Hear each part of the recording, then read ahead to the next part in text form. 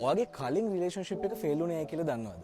අපි රිලේෂන්ෂිප් එකකින් හීල් වෙන්නේ නැතුව, අපි අපිව හදාගන්න නැතුව තව කෙනෙක් ගාවට එනකොට, අපි ආදරේ හොයනකොට අපි හැම වෙලාවෙම හිතනවා අනිත් කෙනා අපේ හැමදේම සර්ව ප්‍රකාරයෙන් සර්පූර්ණ කරන්න ඕනි කියලා. හැබැයි මිත්‍රවරුනි, අපි ආදරේ කරනකොට අපි තව කෙනෙක් ගාවට යනකොට, අපි ඒ කෙනාට ආදරේ දෙන්න වගේම තමයි ඒ කෙනා අපෙන් ආදරේ ලබන මට්ටමට අපිට සුදුසු නැත්තම්, අපි හීල් වෙලා නැත්තම් අපිට කලින් වෙලා තියෙන දේවල් වලින් අපිට බෑ තව කෙනෙක්ගෙන් දේවල් බලාපොරොත්තු වෙන්න. මොකද ඒ වෙලාවට අපි බලාපොරොත්තු වෙනවා හැමදේම අපේ එක්කෙනාගෙන් හරියන්න ඕනේ කියලා. අපෙන් වෙන දේවල් ගැන අපි හිතන්නේ නැහැ. අපේ හැමදේම අපිට කලින් මෙහෙම වෙලා තියෙනවනේ කියලා අපි සාධාරණීකරණය කරන්න යනවා. මෙන්න මෙතනදී තමයි අපි ගොඩක් වෙලාවට අපේ ලයිෆ් එක වරද්දගන්නේ. ඒක නිසා ඔයගේ කලින් රිලේෂන්ෂිප් එක නැති වුණේ ඔන්නෝක හින්දා. ඔයාලට කේන්ති යන හින්දා වෙන්න පුළුවන් මේ හේතුවෙන්.